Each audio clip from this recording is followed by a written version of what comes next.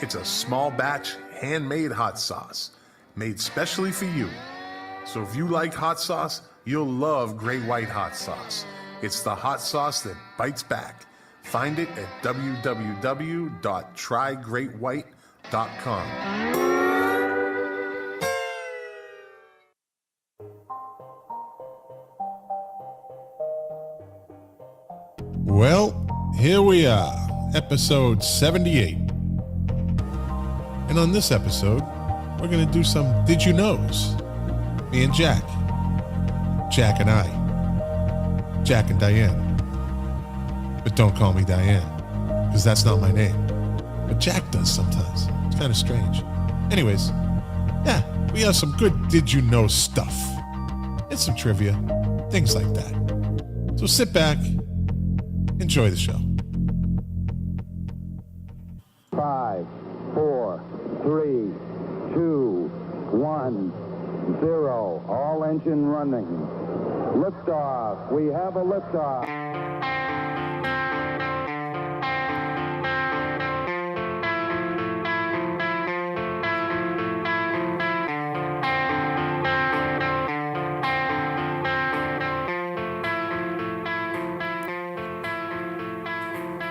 The KOFB studio presents Milk Crates and Turntables, a music discussion podcast hosted by Scott McLean. Now, let's talk music. Enjoy the show. Thank you, Amanda, for that wonderful introduction as usual. Good thing Amanda recorded that before she went off to college, right? Or I'd have to say that every episode. Anyways, welcome to the podcast. You know the name, I'm not going to say it. We're streaming live right now over YouTube, Facebook, Twitch, D-Live, and the new and improved, better than ever, Twitter. Hold it.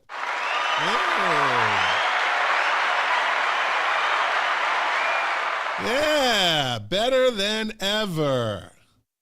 But you know who's not better than ever because he's always the best? My friend Jack Calabrese. Howdy, Scott. Hey. All right, enough of that. Okay. What's going on, man? What's up, my brother? My brother. What's going up, man? Pleasantries, a far cry from our exchange on Facebook. People, I don't know what people think about that stuff. I don't know if it makes them uncomfortable. What? Well, there's got to be hot at each other. There's got to be like no question that people are like I know that there are some aspects of the world that they're on maybe polar opposites. So I don't know if this is real or not. But it is kind of fun. Oh, it's always fun. It's always fun. It's one of those you know, how things are written, how things are read, we are so beyond that. Yeah. So beyond that. It just doesn't even matter. But welcome back. Welcome back. We were off last week. I was cheating on this podcast. I was working on another podcast. Just horror stories. Yeah. About to release another episode. Yeah. Dude, you're already plugging your other shows? Why not? We're 2 minutes into this and you're already plugging other shows? Why not? How's this? Jack sells paintings. If you want one of Jack's paintings, he's really good painting guy. He's a good painter. So there you go. I'm plugging Jack's paintings. Is that the name of his show? Yeah, that's it. Jack's paintings. You know, recently I've had a couple of people who are like, hey, I'd like you to paint this for my husband's 50th birthday. And I say, no. Yeah.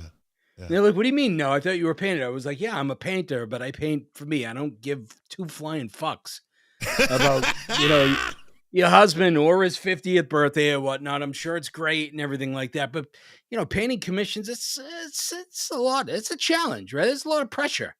There is. I would think so. I would think that if something doesn't look according to what their expectations were, there's that.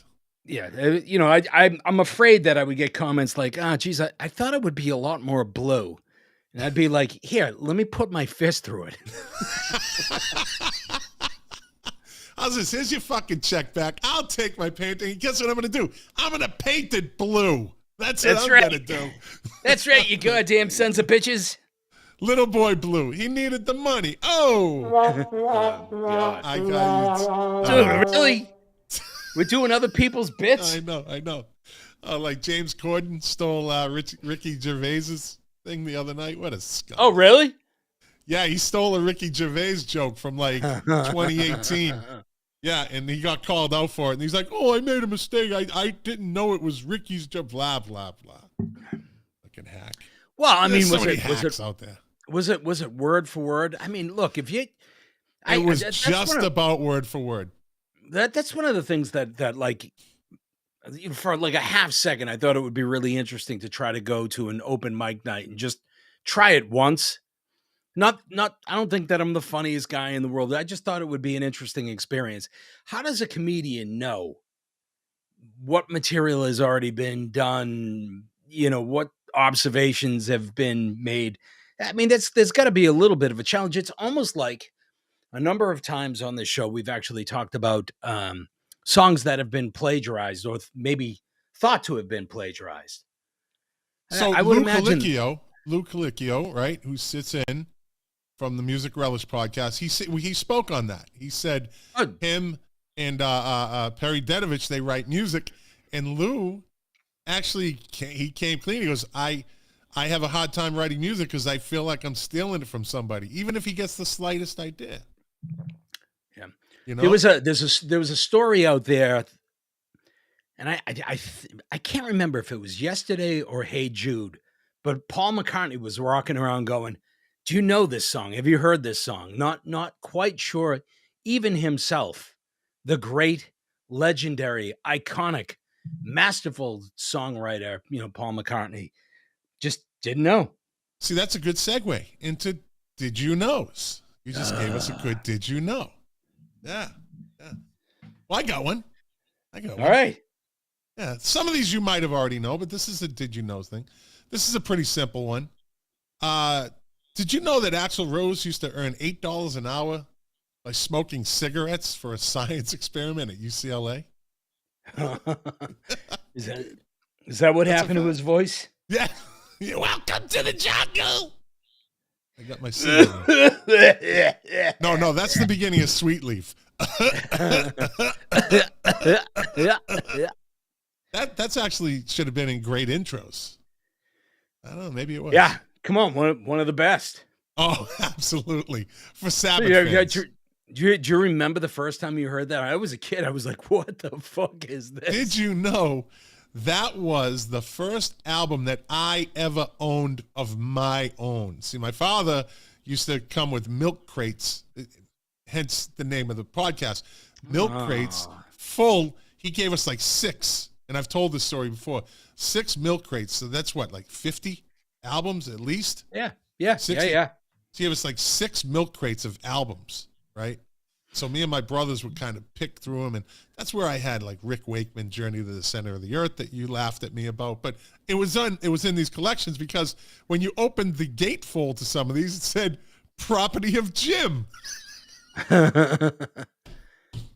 But Black Sabbath Master of Reality was the first album that was ever just mine, not mine and my brother's.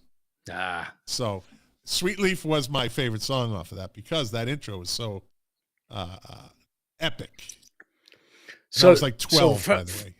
First albums, like, does it count if somebody bought it for you, but it was your first album? No, it doesn't. No, that was a gift. It was a gift to, this is your album. Yeah. My first album that I owned there were 2 kind of polar opposites from one another. Tommy by The Who, okay, which I brought to show and tell in like kindergarten or first grade. Yeah, and Ben by Michael Jackson. Michael Jackson, the 45. That's right. No. It was the album. Oh, it was the album. Yeah. Wow. Okay. Yeah. All right. Yeah. That's. I was a big MJ fan. Even when I was a kid, I was a big MJ fan. He touched me. I was somewhat, like I said, I was all hooked up into Bowie when I was a young kid. I really was just like, Well, I'm not sure that I discovered Bowie that early. I'm talking about, yeah, like, I own the Michael Jackson record. I remember getting it. I got it at the Singing Cricket yeah, in downtown Winthrop. Winthrop, Massachusetts. I think I was 5 or 6. So, you know, Bowie didn't come into my world for a couple more years. Right. Although the first song I remember playing on an album, I had to be 5. I think I had the record player, and I've told this story before, the suitcase record player, and I just took an album and I put it on there and I dropped that plastic needle in the crackling, right? I'm being dramatic, but this is how it sounded. And the intro to House of the Rising Sun was my first experience in hearing a record being played that I played myself. I didn't know the fucking song. Like the traditional version or the Animals version? No, the Animals version. The Animals version. Great song. Great song. One of the great vocal performances of all time. Eric Burden, such a fucking great voice. Right? Oh yeah. Should be in the Rock and Roll Hall of Fame, but I know we always go in that road. We always end up on that road. But the Animals aren't in the Rock and Roll Hall of Fame? I don't think so. Are they? I would bet $100 right now okay. that the Animals are absolutely in the Rock and Roll Hall of Fame. They should be. They should be. All right. Which, by the way, the induction ceremony is Saturday. Is it? Yeah. I didn't know that. I haven't been paying attention to that. What are do you have the list? I don't even remember. It's been so long. I do remember that Pat Benatar is in there. Which, by the way, I love Pat Benatar. But do you want to hear something stupid? Well, I mean, I do talk to you a lot. I'm sure it's well intentioned, but you know the song "Hit Me with Your Best Shot" by Pat Benatar? Yeah. Do you know that she will not play that song anymore? It's a good did you know? See that? You're just pulling them off. Do you know why? I don't know why. Do you know why she doesn't? She says that she doesn't do it in protest of gun violence. What a fucking Jesus. I was gonna go out and buy a gun today, but I heard what Pat Benatar was doing, and it persuaded me to. But I did hear that she did give them the rights. She gave Moderna the rights for the COVID shot. Oh, God. She gave Moderna the, get it? Hit me with your best shot. I'm picking up my guitar. There we go. Come on, that was good. That was clever. Yeah. But imagine seeing that commercial. Hit me with Moderna holding up a fucking needle. Hit me with a COVID vaccine. Hit me with your best shot. All right. I think it's funny. All right. I think. Yeah. It's very clever.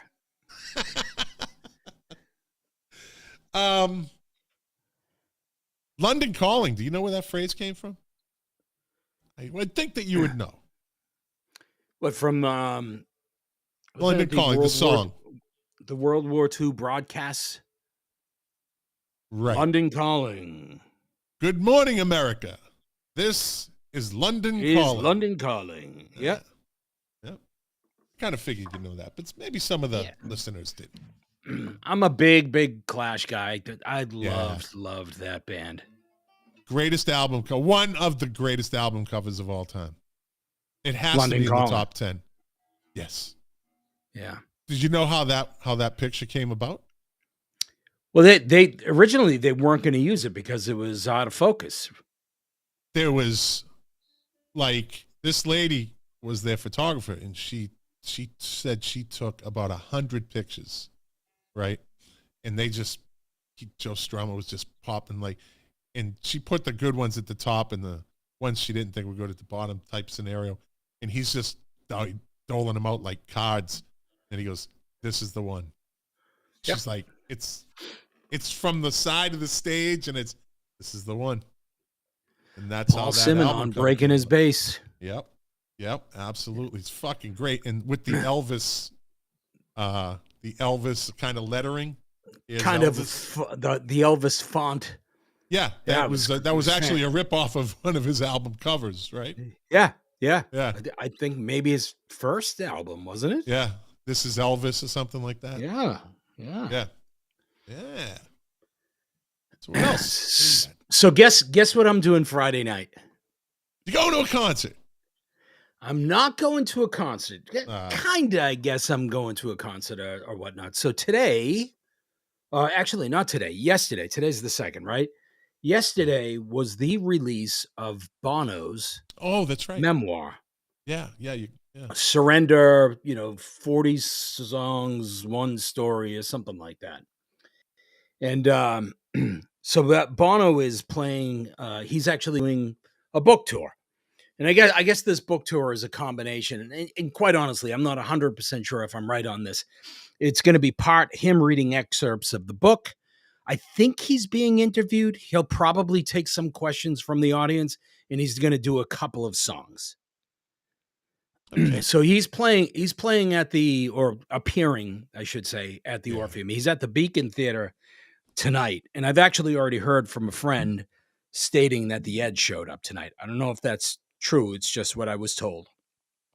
So I don't know if he's accompanying Bono on this trek or if it was just a one night thing where he, but I can tell you one thing, that there were a bunch of tickets floating around for Friday night, and the ticket prices were starting to come down a little bit. The whole verified Ticketmaster resale. Yeah. The ticket prices were coming down. And when I heard that the Edge had showed up at the Beacon, I went on to the Ticketmaster site, and the ticket prices have now skyrocketed. Really? Where people are thinking that it's going to be at least half a U2 show. I think a lot of people may be disappointed that it may have been a one-off. But that's not the reason why I mention it. The reason I mention it is that I have a seat that's pretty close to the stage. Shocking. I'm going with a buddy from Winthrop, Tim Miner, and I have a couple of U2 rabid crazy fans that I know are going as well. And in the event that there is an opportunity where they do take questions from the audience, I'm thinking that if I'm fortunate enough to be selected, of doing two things. And I haven't quite figured out how to phrase it. But one of them is going to be this is Bono's first return to the Orpheum Theater since they played in 1983.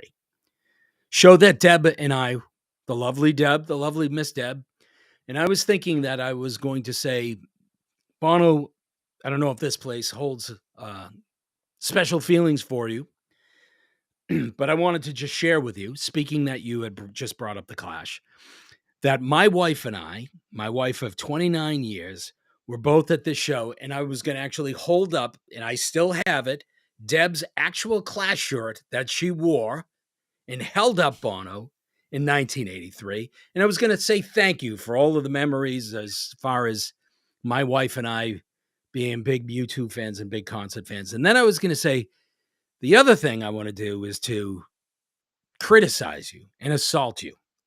Because almost that same very year, you appeared at the Worcester Centrum. And one thing that you probably don't remember is that you held up, or my friend held you up, had you on his shoulders. And much like the 30 plus years of being with my wife, I have heard this fucking story from him for 30 years. None of us realizing when he had climbed off that stage, once having you on his shoulders, that he would be the high water mark of his life. If you got that recorded, I would, dude, that would be. You know what? Yeah, it would be a miracle if that all played out the way that it would just be hilariously funny if it played out that way. Unfortunately, even if it does play out that way, this is going to be one of those shows where you have to give up your cell phone before you enter the venue. Oh, really? Yeah. They have those little, bags with the combinations and whatnot, but they are not allowing any phones into the venue. Interesting. Yeah. Yeah. You know what? I got to be honest with you. I kind of like it. I don't like the inconvenience that I know that I'm going to have to go through. I'm actually considering just leaving my phone in the car. Yeah. So I don't have to wait. But you know what? I think it's going to be very, very refreshing to be at a show where I don't have to look at the 50 fucking mini screens in front of me. So, touching on that, my stepson and I went to see Gorillaz last week. Yeah. It was the last show of the world tour in Miami. And I happened to, and we're always on the left side of the stage, always about the same distance, about 15 yards away, because the floor is always standing room, right? And he came over and he leaned over and looked into the crowd, and I caught a picture. I took a picture of him looking into the crowd, and then there's a cell phone in the bottom right-hand corner. Then you see his full picture in the cell phone. You know what I mean? I just thought it was a good contrast as to kind of what it is now. And I kind of made it a point. It's hard not to. I made it a point to not maybe video as much as I have in the past, just to enjoy it. I do enjoy it. And it was, according to my stepson and I, their best show that we've seen, and we've seen him 3 times. He was trashed. He was shit-faced. Oh, really? Oh, he was shit-faced, yeah. Yeah. He started playing one song, and all of a sudden he stopped. He goes, stop. And the band just stops. And he is, sometimes you just have to rewind. He was holding the wrong mic. He has that handheld, and it sounds like this. Yeah. And he started singing. My stepson was like, I thought he was supposed to sing like a verse earlier. And he caught himself, and he's like, what the hell? Start again. And I never saw that. I've never seen that in a concert. But it was their last show. They were like, what the hell? What the hell? But, moving on. Did you know that Brian Jones, co-founder of the Rolling Stones, was proficient at over 60 musical instruments? Proficient in 60 instruments. What the fuck? They said that you could put anything in front of him and he'd be able to play it. Jesus. I think that's probably a little bit of a stretch. Can you name 60 instruments? Yeah, the didgeridoo, the oboe, the bassoon. Yeah. The Alps bow, whatever it was. The Alps bow, the triangle. Yeah. I mean, come on. 60 instruments, the triangle's got to be in there somewhere. The cowbell. Oh, my I'm God. proficient in cowbell. Oh, my God. Did you hear Brian play the triangle? Woo! See? I'm proficient. See? I'm proficient in one instrument. You fucking musicians. Fuck all of you. Fuck you, Mark Smith, Luke Alicchio. Fuck all of you. Guitar players, drummers, whatever. All right, give me a did you know? I don't have any did you knows. I came to the show completely unprepared tonight. You are such a fucking... Stop that. Stop. Sorry. Turn it around, son. Let's see. Who was the first band to ever advertise a new album on a billboard? Oh, that's a good one. I'm going to guess the Beach Boys. No, but same state, around the same location. The Doors.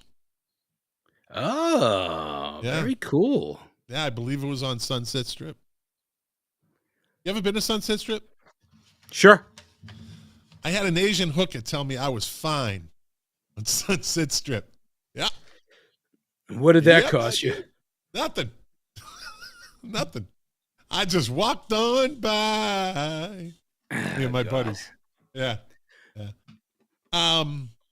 Well, I do have a question for you, and I don't know if I asked you this in a previous show or not. And it's not a did you know, but I guess, do you know which rock band or artist has released the most albums over the span of their career? Which rock band or artist has released the most albums over a span of their career? Or artist. I mean, you can go. I'm not even going to go with the typical answer. It has to be somebody outside the box. It is somebody that's kind of slightly outside of the box. Yeah. All right. If you went into the record store, this artist's stuff was way at the end. What genre? I think that you would consider him to be rock, but he definitely ventured into instrumentals and even orchestral. I don't know. Ooh. Wait a minute. Think about the hint that I gave you. If you went into a record store, you'd Barry have to White. go No. a little bit further. The record store, the records are lined up what? Alphabetically? Oh, so you're going down to Z, W, X, Y, Z. I'm missing it. Z, you idiot! Z! ZZ Top. Oh, God. Warren Zevon. ZZ Top, multi-instrumentalist, you know, ventured into orchestral. ZZ Top, you giant moron. You are an idiot. Frank Zappa. Oh, that's why I was never a Frank Zappa fan. Never. Yeah, but so this is a controversial question. I will give you that. So Frank Zappa released 109 albums. That's crazy.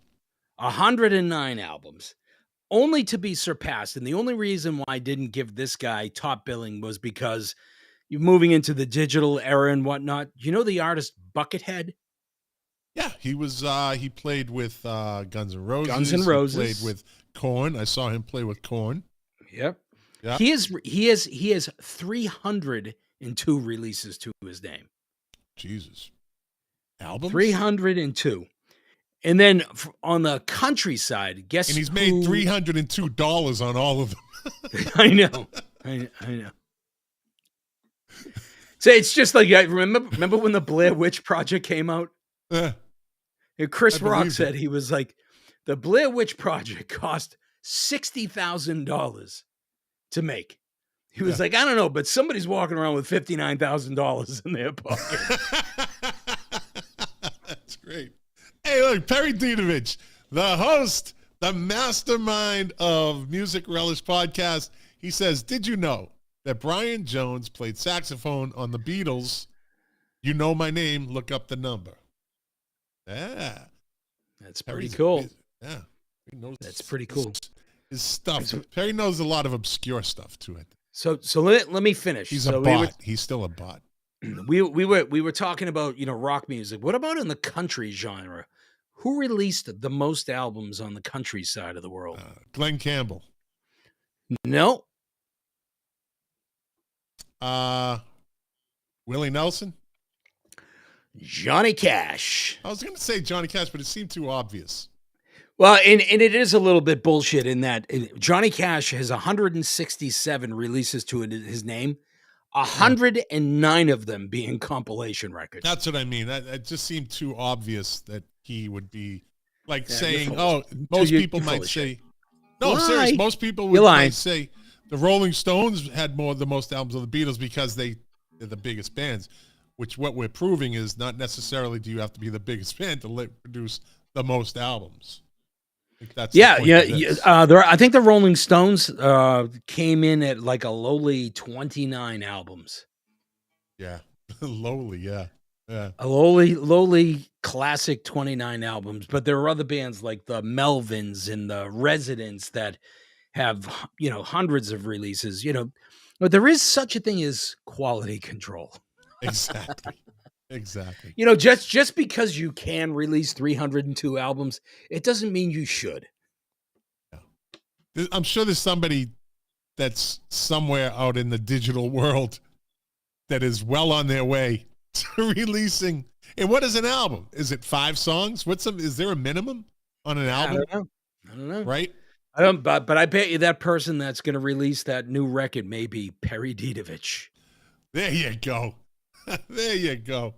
Hey, did you know that Aerosmith refused to fly on the plane that later crashed with the members of Lynyrd Skynyrd on it? Yes, I did know that. Yeah. It's pretty creepy. On October 20th, 1977, Convair 240 crashed outside Galesburg. Again, we know what that was. A few months earlier, Aerosmith had hired someone to inspect the same plane and were talked out of using it. In an interview with Crave Online, Aerosmith guitarist Joe Perry mentions this incident, but he doesn't give details on why they refused to fly the plane, saying only, fortunately, we had someone looking at the plane that we would be taking, and he put his foot down and said, no fucking way am I getting on that plane, basically. So they were like, all right, dude, we'll listen to you. Creepy. Yep. Let's see. Speaking of releasing music, did you know that Van Morrison recorded 31 useless songs to fulfill a rec contract? That sounds like something Van Morrison would do. So the story goes, in 1967, Van Morrison started his solo career with Bang Records and legendary producer Burt Burns.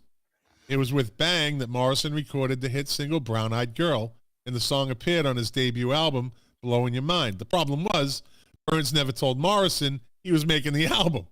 Morrison wasn't happy, and after Burns perished unexpectedly at the end of 1967, and I think the end of this little thing tells why he perished, the musician was ready to jump ship with Bang. Warner Brothers Records was happy to sign Morrison, but before he could stop making music, he was contractually obligated to write 36 songs for his former label. And so in a move as petulant as it was bold, and you have said he is quite the petulant guy, right? Yes. He can be very moody. Morrison cranked out 31 deliberately terrible songs for Bang. Is one of them Brown Eyed Girl? Oh, Jesus, right? Listening to them now, and you should, they seem to have been made up. They've been made up and recorded all on the spot with an obviously bored Morrison strumming an increasingly out-of-tune guitar. This session has been dubbed Morrison's contractual obligation album and sometimes called Paying Dues. Now, despite Morrison's audacity, this recording session was not enough to release him from his contract. Warner Brothers executive Joe Smith claims he had to bring a sack full of money in the amount of $20,000 in cash to a group of gangsters in a Manhattan warehouse to end it all. So getting back to Burt Burns, you know where he went? He fucked them over. He fucked over the mob. So, yeah, that's the Van Morrison 31 useless songs. I'd like to hear those. They got to be a fucking riot to listen to. Oh, yeah. Now knowing the backstory. Kind of sounds like you in the background of the music, Milk Crates and Turntables podcast. Right? That just out-of-tune guitar. No? Wow. It's just... Hey man, I'm just sitting here trying to fulfill my contractual obligation. Absolutely. Did you know? Did you know? Did you know? Did you know? Come on, no words. You can't come up with words like Van Morrison did on the spot. That's a song. My manager, Bob, burned the mob. Yeah, Bob burned the mob, yeah. And the mob burned him, literally. Did you know that before going on stage with his group, Depeche Mode, Dave Gahan used to take naps in a coffin? Oh, God. During Depeche Mode's devotional tour, lead singer David Gahan was going through a vampire phase. This is the 90s. As a joke, a coffin was delivered to him while he was touring in South America, and he'd allegedly take naps in it from that point on. before the shows. I would imagine it would have Okay. been quite peaceful in there. He evidently had a bed the shape of a coffin too. So I don't know. That's a little much. I never realized that Depeche Mode and Dave Gahan was, such a emo, gothy type guy. You didn't really? You I didn't don't like really. the early stuff you can see. I get it, but I don't know. Yeah. I don't know. The early stuff, it was they were kind of like dark wave. They had a dark wave-ish sound to them. So did you know the Beach Boys bought a song from Charles Manson? Yes, I did know that. Okay. Do you know the story? I know a little bit of the story, but you're going to tell me anyway. No, we can just, okay, in the summer of 1968, Dennis Wilson befriended the charismatic ex-convict named Charles Manson, blah, blah, blah, his reputation. Wilson actually got Manson recording time in his brother's studio. It did not go well. And even bought the rights to one of his songs, the Beach Boys did. They bought, it's called Cease to Exist. Apparently, Manson sold the song for a one-off cash payment and a motorcycle. But Manson didn't approve of Wilson changing some of the lyrics and sent him a single bullet as a warning. Right? So the Beach Boys changed the name of Manson's song to Never Learn Not to Love, and Manson was not given a songwriting credit. And then in 1976, when asked about his relationship with Manson and his family, Wilson said, "As long as I live, I will never talk about that." Oh, God. Well, there's some theory behind, the murders that were committed, that he was actually chasing after a manager or a producer affiliated with the Beach Boys that had made some promises. Could be. Yeah. Could be. What was the Quentin Tarantino movie that just came out it's a few years back? Was it Once Upon a Time in Hollywood? Once Upon a Time in Hollywood, yeah. Yeah. Yeah, it's an alternate world. He's great at those alternate endings. Like, what if this happened the other way? Yeah. Yeah. But great movie. Great movie. Yeah. Long movie. Yeah. Yeah, but it was a great story. Right? I mean, Brad Pitt stole every scene. Yeah. He just stole every fucking scene. But then again, Leonardo DiCaprio, I think he got nominated. He might have got nominated, but he played a great role also. It was just a good movie. I watched the scene with Brad Pitt playing the stuntman fighting Bruce Lee in the back lot. Okay, Kato.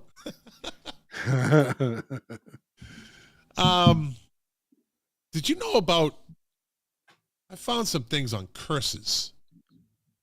Did you know there was a Fleetwood Mac's guitarist curse? Supposedly. That Fleetwood Mac guitar players were like injured? Well, yeah, or something always happened. So Fleetwood Mac has been through so many guitarists that this is less of a curse as it is an inevitability. The group founded by guitarist Peter Green, who left the band to deal with his mental health. Then Sly guitarist Jerry Spencer left soon after. In 1972, guitarist Danny Kerwin started acting bizarrely during a gig, and on the eve of their tour, smashed his head on a wall and then taunted the band from the audience, and Oasis in the Gallagher Brothers style.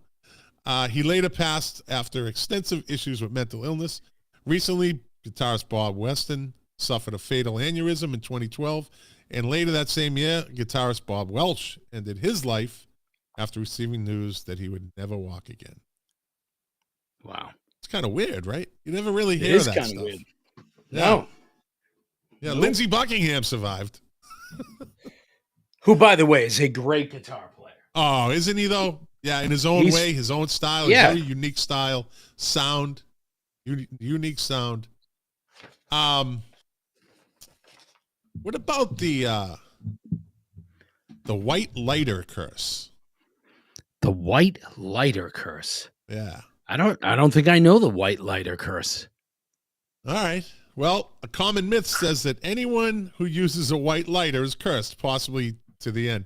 But But that does, let me see, but what does this have to do with music? Well, did we mention that Kurt Cobain, Jimi Hendrix, Janis Joplin, and Jim Morrison were all found with a white lighter on them when they died? Really? Yeah. Kind of fucking weird, too. Fascinating. Yeah, that is. It's a little strange. What are the odds, though? I mean, think about it. What are the odds? And they all died at 27, right?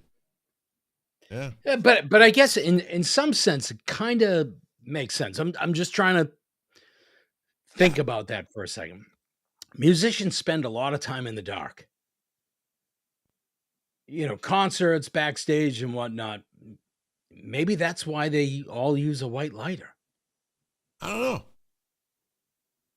It might be a reach, but hey, who's to say? Who knows? Maybe it was a rock and roll thing. Let me see. Perry Dietovich says, did you know? No, you already did that. Okay. I don't know why I'm looking at that differently. Okay.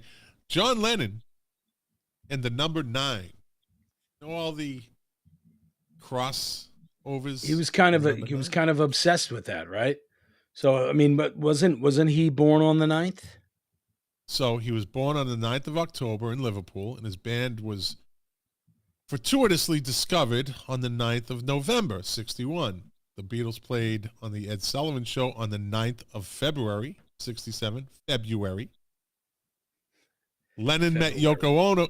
Well, the spelling right here says February. I'm just looking at the spelling. Lennon met Yoko Ono on the 9th of November, 66. All of those things sound pretty good, but then things start to take a darker turn. The Beatles broke up after spending 9 years together, and sadly, Lennon was shot and killed on December 8th, 1980. But in Liverpool, where he was born, the date was December 9th. That's a little bit of a stretch. I don't know. He was born over there, so I think I can get because he wasn't shot during the day, right? It could have happened anytime during the day, but it was at night. And London's 6 hours ahead of us? Yeah, I think that's a little bit of a stretch. I'm sorry. So was fucking musicians and rock stars with white lighters in the dark. I mean, I didn't give you the bullshit. That's a little bit of a stretch. Whoa. Little bit of a stretch, yeah. So not for nothing. The white lighter theory was complete bullshit. It's a fact. All those dudes were found in Janis Joplin with a white lighter on them. I believe that. I'm not saying that. It's just a curse. Curses. I'm saying my theory in terms of why they were using white lighters was completely made up. Completely made up. I know. Hey, Mark Smith said, did you know that Mark Smith has the worst record in trivia on milk crates and turntables? I heard he's 0-9. He doesn't answer the question right, and he gets the funny thing. The funny thing is he's probably fucking smarter than all of us. Let me see. Mark Smith says, hey, Jack brought in Tommy for show and tell. I brought in my sister's copy of Brain Salad Surgery. The teachers wanted to know if everything was okay at home. Today, you would be evaluated. They'd put you on medication. You'd be put in a safe spot. There'd be a lot of stuff done to you today. Yeah, but Mark, try to top this one. My parents had gotten a hold of my copy of Tommy, and when I brought mine in, there were a bunch of seeds that fell out of it. Weed seeds. Yeah, my parents said it was for growing grass, like for my lawn, right? This is lawn seed. Yeah. So this is kind of a weird one. This is a weird one. Okay, the My Way karaoke curse. Right? In the karaoke world, no other song spells out certain doom other than Frank Sinatra's My Way. At least that's the way it seems in the Philippines. my second home, my second country. So many people have passed there after singing that song that it has its own crime category, right? Some say it's because the song's popularity mixed with the aggressive atmosphere at the karaoke clubs, and it's not the song itself that leads to so many issues. Either way, karaoke bars aren't taking any chances and have pulled My Way from all the big blue binders. That's crazy. You know that became like one of those urban legends in the Philippines, and it spread like wildfire. It probably happened once. They were like, hey. So let me see. Anyhow, Mark Smith says, my sister gave me many albums with oregano on the inside. Yeah. Just didn't smell like it. You know about the Best New Artist Grammy curse, right? Yeah, there's a bunch of people that were nominated and received the coveted prize of Best New Artist, only to go into a considerable sophomore slump, many of them never to be heard of again. Never to be, yeah. Till Tuesday was one of them. Till Tuesday, I don't know if Till Tuesday, I guess they count. I mean, look, Amy Mann has had a very long career post Till Tuesday. Yeah, yeah. Play the Hush Hush song. There's a whole story behind that. Yeah. Anyway. Legend has it, after the initial rush of attention, winners of the Best New Artist Grammy face nothing but misery, unrelenting pressure to live up to that lofty Grammy standard, poor record sales, and at best, they become a trivia question, or did you know, on the Milk Crates and Turntables podcast. Artists like Milli Vanilli, Men at Work, Jody Watley. I dated a girl in the Philippines that looked just like Jody Watley. Half black, half Filipino. She was hot as fire, but crazier than a sprayed roach. Bye-bye. Bye-bye. No time for you. I never had the patience. As soon as I get the crazy vibe, bye-bye. Bye-bye. I don't care how hot you are. I find that tremendously interesting that it's you that's calling people crazy. Well, then that means they must be crazier than me, which isn't good, right? So at least I know I know my boundaries. Yeah. Let me see. Yeah, they've all succumbed to that curse. I believe in the 90s you had Jesus Jones was one of those bands. One and done, man. Right now, they were done. That was it. They got Best New Artist. Great song. And my wife loved that entire album, but really never to be heard from again. No. Nope. They got lost in that whole, like, kind of second British invasion, third. Well, it was more the Manchester scene that made a way over around that time. So I think Jesus Jones got kind of mixed up in all that, and then that's it. Let's see. Do you ever hear of Jelly Roll Morton? Sure. Pianist. Jazz guy. Yep. New Orleans jazz musician Jelly Roll Morton, a.k.a. Ferdinand Lamente, was said to be under a curse placed upon him by his own godmother, who sold his soul to Satan. His career flourished in the 20s, but one day he discovered a mysterious powder sprinkled around his office, and his career began to flounder. He was so convinced it was due to the curse that he sought out a voodoo woman who told him to burn all his clothing. He did, and the curse appeared to have lifted as his fortune and reputation returned. I love a story with a happy ending. Yeah. What about the Lead Belly? Did you ever hear the story of Lead Belly in prison? Well, it depends which story. That boy was in prison and a bunch of times. So I love Lead Belly. Yeah. Lead Belly allegedly won his freedom from prison by writing a song for a governor twice. That's right. Yeah. Okay. Heidi Williams, Ledbetter. Right. Ledbetter received the stage name Lead Belly while he was serving time for one of his 2 prison sentences. During his first sentence, Lead Belly was convicted of slaying a relative. He had tried to escape prison, but after a failed attempt, he allegedly decided to become a model inmate in the hopes he would find a way out of the jail through good behavior. Lead Belly's chance came when he was tasked to sing for a Texas governor, Pat Neff, on numerous occasions.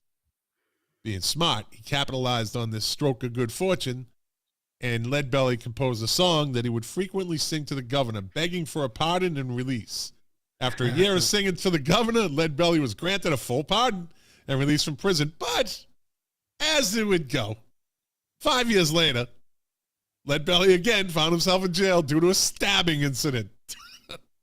It's alleged that Leadbelly was released from prison the second time because he again wrote a song and sang it to a different governor requesting his release. What the fuck? Oh, Pretty crafty. that's pretty fucking crafty is right. Yeah. Yeah. Holy shit.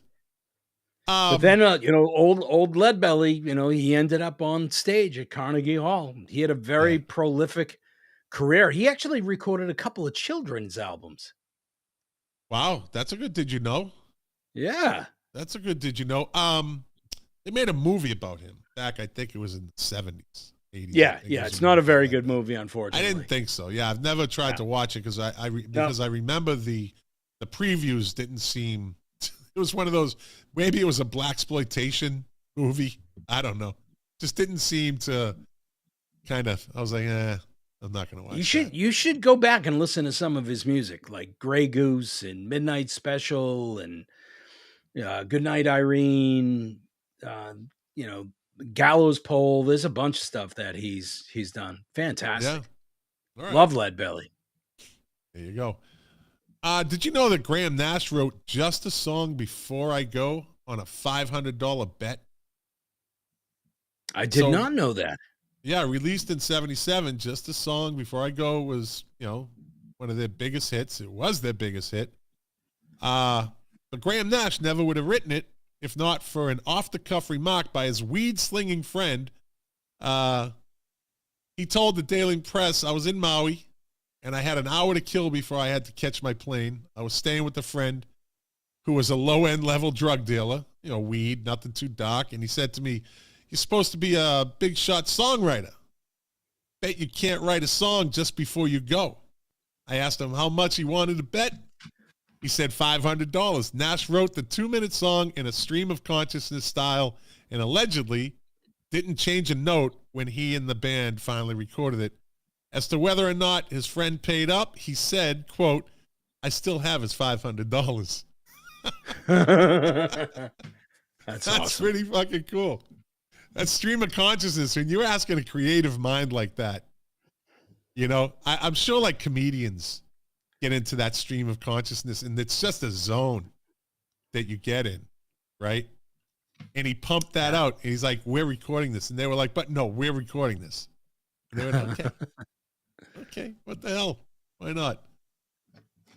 Before joining KISS, did you know Vinnie Vincent wrote the soundtracks for Happy Days and Joni Loves Chachi?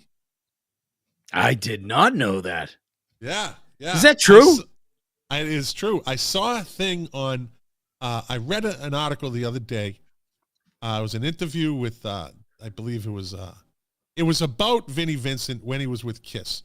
And he joined the band, and they were like, good, we got this guitar player. But slowly, his guitar solos started getting longer and longer and started to drag out. And the band didn't like it too much. They started kind of saying, nah, but he kept doing it like the look at me thing. And he would do these drawn out guitar solos. And eventually they were like, yeah, you got to go. Enough's enough. Yeah, he wasn't with them very long. No. But he said in an interview, he said, I wouldn't change a thing. There's like a video of him that they said it's one of the only ones that somebody got. It's on YouTube. I went and looked at it. And that's this long, twanging, down on your knees. You go to see KISS. You're not going to see, it was almost like hair band before hair band metal. But let's see. Let's get one more. The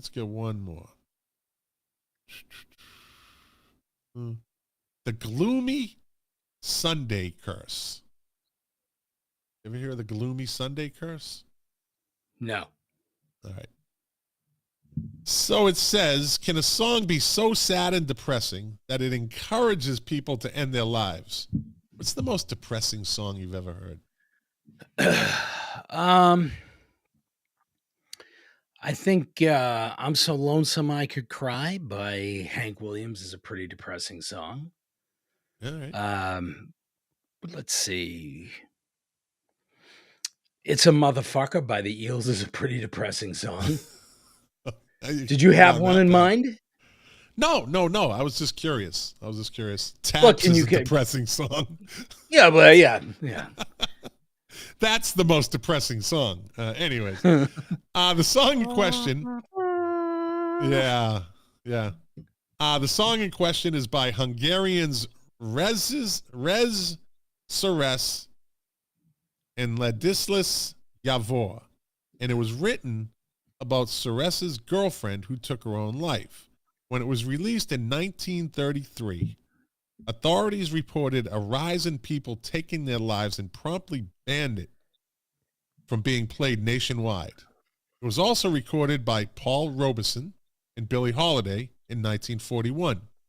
Each time it was released, it was held responsible for an uptick in untimely passings. So you just because you mentioned her, how about you talk about depressing songs? How about Billie Strange Holiday. Fruit by Billie Holiday? Holy Moses. Yeah. She probably had some. Hey, so I'm not going to do any trivia this week because, well, we just gave out a lot of trivia. So I'm going to give you this top 10 this week in 1999. Can you name a song? From 1999? From 1999. Let's see. How about I Want to Soak Up the Sun by Sheryl Crow? Okay, I believe you. I wouldn't even know. Number 10 this week, the week of November 1st. Steal My Sunshine by Len, which is a good one-hit wonder with a lick from a disco song. It was number 10. Number 9, We Can't Be Friends by Deborah Cox. Number 8, Back at 1 by Brian McKnight. Number 7, My Love Is Your Love by Whitney Houston, the late great. Number 6, I Need to Know by Mark Anthony. Number 5, Unpretty by TLC. Number 4, Mambo Number 5 by Lou Bega. There you go. Let's see. Number 3, Heartbreaker by Mariah Carey featuring Jay-Z. Number 2, Satisfy You, Puff Daddy featuring R. Kelly. Sure he regrets that one. And number 1 this week in 1999, Smooth, Santana featuring the Rob Thomas. Anyway. Rob Thomas.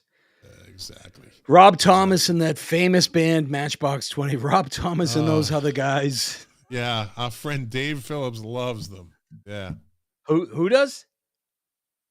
Dave Phillips, the king of the 45s. Oh, God. Yeah, he loves, what do they call it? What's the name of that group? Matchbox 20. Matchbox 20. Yeah, he loves them, man. Yeah. So, hey, you know what happened on this day in 1967? The Beatles played. No, that would have been a good guess. Trust me. It might even be in here somewhere. I don't know. But it's always a good shot that has something to do with the Beatles. Like you said, it's either the Beatles, Elvis, or the Rolling Stones. It's Beatles something. And the Rolling Stones met Elvis for the first time in 1967. On this day in 1967, one of the greatest rock albums, maybe, Cream released their second studio album, Disraeli Gears, right? Pretty good. It's a pretty good album, which became the group's American breakthrough, becoming a massive seller in 68 and reaching number 4 on the American charts. The album features the 2 singles, Strange Brew and Sunshine of Your Life, and Ginger Baker was the greatest drummer ever. That's what I Sunshine of Your Love. Not Sunshine of Your Love. Yeah, I jumped by it. Yeah. See what happens when I'm trying to rush. On this day in 1982, Mark Smith says he had his 4th beer ever. It was wild. Wow. He's a crazy dude, isn't he? Oregano and beer. And brain salad surgery. There's a recipe to be alone for the rest of your life. Jack, what were you doing on this day in 1982? Any day in 1982. I know I wasn't home. Exactly. I know I didn't have any oregano on me. Exactly. On this day in 1969, Creedence Clearwater Revival released Willie and the Poor Boys, the third studio album that the band released in a year. The album features the songs Down on the Corner, from which the album got its name, Fortunate Son, which is a well-known protest song, and their version of the Lead Belly song, Cotton Fields. See how that crossed over? Yeah. On this day in 1974, George Harrison, this is a did you know, became the first Beatle to undertake a solo world tour when he played the first show of a 30-night tour in Vancouver. He was like, I'm busting out. I thought for sure that I was going to get to see George. So George, when his last tour he did with Eric Clapton, and they did like Japan, like I guess the Far East. And Eric was trying to convince him, let's bring this to the United States. And George was like, nope, had enough. Yeah, no doubt. Another good album was released on this day in 1978. The Police released their debut album, Orlando's Dear More. The working title was Police Brutality, which was changed to make it sound more romantic. The title loosely translates as Outlaws of Love. But the term Orlando's police, that was a good move. Police Brutality would have been a terrible name for that, right? Yeah. But the term Outlandos is actually a mix of words from outlaws and commandos, elevated by the success of its lead single, Roxanne. Orlando's Dear More peaked at number 6 on the UK album charts and at number 23 in the United States. The album spawned 2 additional hit singles, Can't Stand Losing You and So Lonely. Do you have all the color copies? I do. I believe I do too. Red, green, and yellow, right? Yep. Got them all. Yep. There you go. A lot of people don't know. And probably have multiple copies of each. Yeah, doubles, right? On this day in 1984, the Reverend Marvin Gaye Sr. was sentenced to a suspended 6-year sentence. I never understood that. And probation for the manslaughter of his son, Marvin Gaye. He later died at a nursing home in 98. I guess he was crazy. They just kind of took sympathy on him. On this day in 1991, see, this is when I had no money. This is when I was broke. U2 scored their second UK number 1 single with The Fly. That's my reference to no money, is I didn't get to see them because I couldn't afford a concert ticket. Taken from their album Achtung Baby, the song was also a showcase for a persona Bono had invented called The Fly. Actually, I have a pair of those glasses. I have a pair of Fly glasses. Yes, you do. Yes, they're pretty cool, man. They're pretty cool. The Achtung Baby was a kind of I think it wasn't critically accepted at first, or was it kind of, because they went way off the grid with that one. They got all technotronic stuff. They started introducing different sounds. That was when they So up. What about Bono's famous line when people asked him about Achtung Baby? He said it sounded like 4 men chopping down the Joshua tree. Yeah, it was a totally different, and that was their thing though, and they were brilliant at every album was different. Like Achtung Baby is a great record. It is. It really is. Wild Horses, right? Yep. Who's gonna ride your wild horses? Yeah, I mean, that song just that has a memory behind it for a friend of mine that passed away. Zoo Station, even better than the real thing. One, there's some great stuff on there. Wild Horses, Who's Gonna Ride This Wild? It has, like I said, it has a special place for a friend of mine who passed away, who I turned him on to U2 in like 90, and he became like a mega fan. Opened his whole world up, and that was his favorite song. So I have to say that's, and it is still a great song.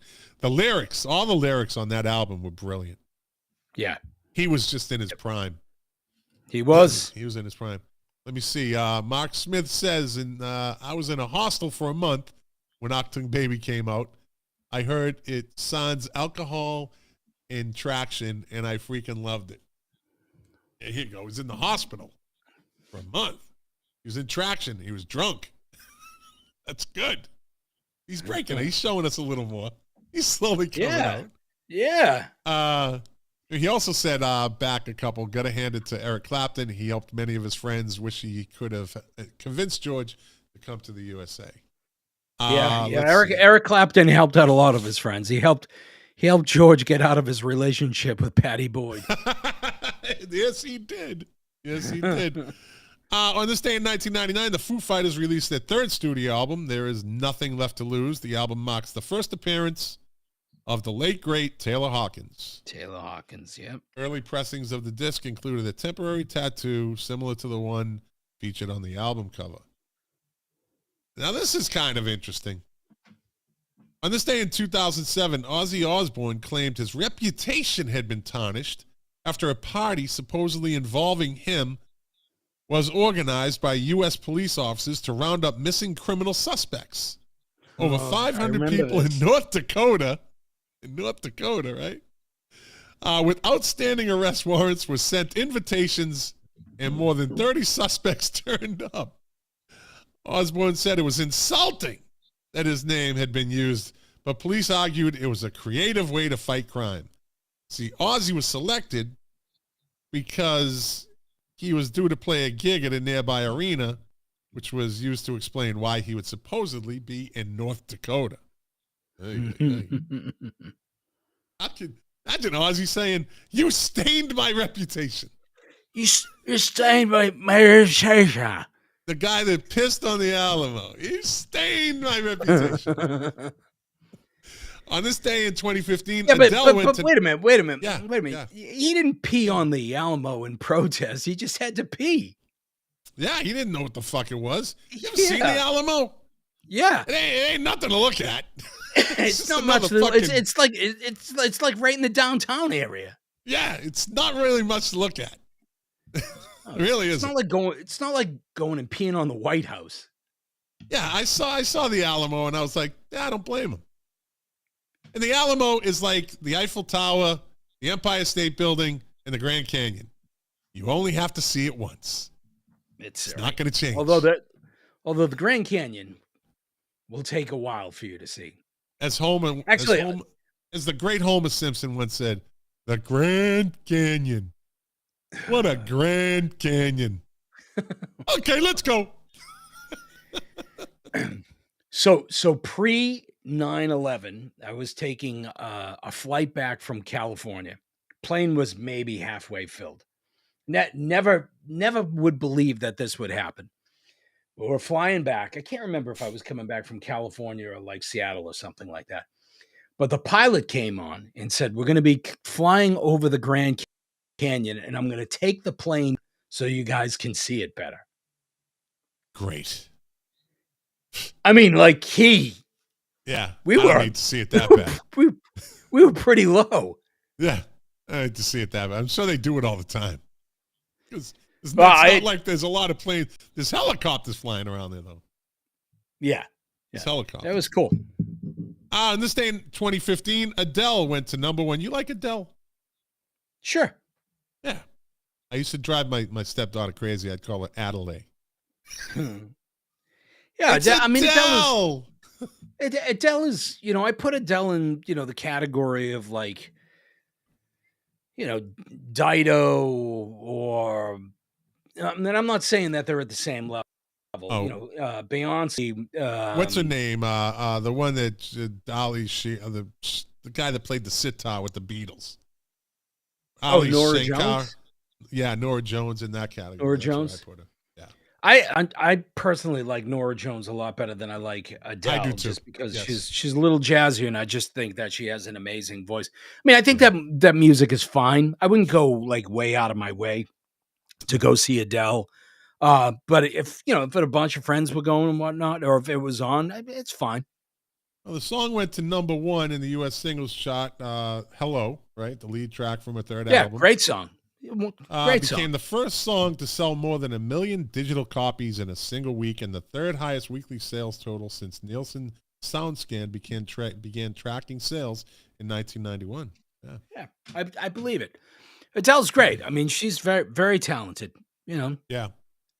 On this day in 2018, the widow of Soundgarden singer Chris Cornell was suing his doctor, accusing him Chris Cornell, by the way, greatest voice of his generation, accusing him of overprescribing drugs that ultimately led to his death in 2017. Vicky Cornell alleged that Dr. Robert Coblin negligently and repeatedly prescribed the singer dangerous mind-altering controlled substances.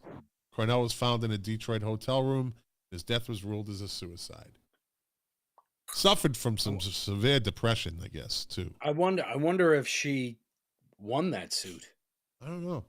So she filed it in 2018, so it could still be going on.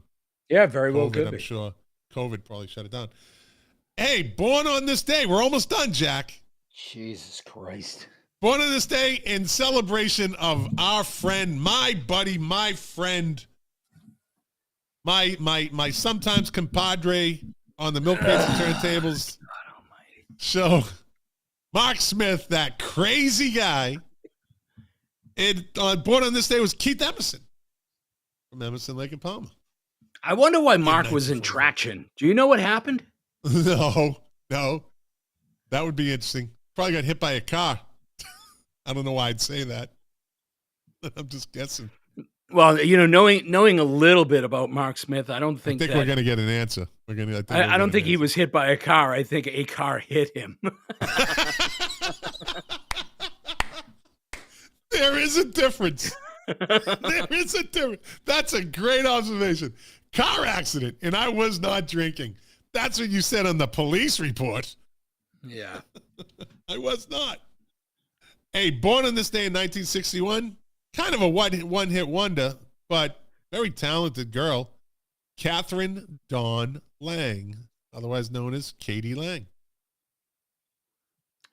Wow. Born on this day in 1965. Awesome. Hey, Constant Craving is a great song. That's one of those songs I can never turn off. Yes, it's a great song. It's a great video, It's just a too. wonderful fact. I'm just so thrilled that I've stuck around this show to hear that. Even better than her, born on this day in 1965, Bobby Dahl, the Poison bassist. And finally, born on this day in 1979, the hip-hop artist, rap artist, Nelly. With Country Grammar, that's a great rap song. That's a great song. And that's it, buddy. All right. Goodbye. See you later. Get off my show. Go. Just go. I don't need you. Get off my show. Anyways, he's gone. He froze up. Yeah, he's got that New Hampshire internet connection. Just in the nick of time, his bars go red, which is good. I don't care. I don't need him to say, thank you for listening. Thank you for watching. We always truly appreciate it. Remember, you are the engine that runs this machine. Without you, I'd just be talking to Jack about music and listening to Mark Smith tell us stories about how he wasn't drinking when he got in a car accident and was put in traction back in the 80s and all sorts of other good stuff. I even forgot what the fuck I was just saying. I fucked my whole outro up. Anyways, yeah, thanks for listening. Like I always say, doing this show for you guys, to quote my favorite artist, Morrissey, the pleasure, the privilege is mine. And we will be back next week. Maybe I'll bring Mark Smith on to explain his car accident. I don't know. And Perry, thanks for showing up. Perry Dedovich. And Lou Colicchio wasn't on board tonight watching, but listen to the Music Relish podcast. Those guys know what they're talking about. That's why I got them on my show. They're a godsend. Anyways, have a great week.